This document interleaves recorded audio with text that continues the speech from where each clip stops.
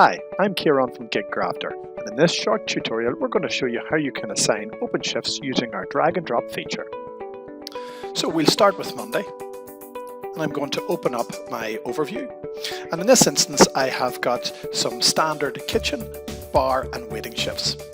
Now the way I've organised my staff is I've got my bar staff and my kitchen staff near the top, and I am going to start assigning these shifts first because these tend to be in my business, these tend to be the most important shifts.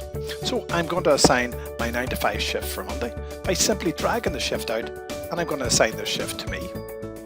I go back in and I take my second bar shift, my 5 to 10 shift, and I'm going to assign it to my colleague Mark.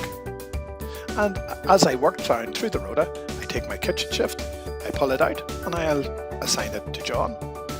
And then I'll assign my 2 waiting shifts, one to Peter. And again, I'm going to take one and assign it to Michaela. And basically, as I work through the entire week, I can build up my rota by simply reusing these editable shifts.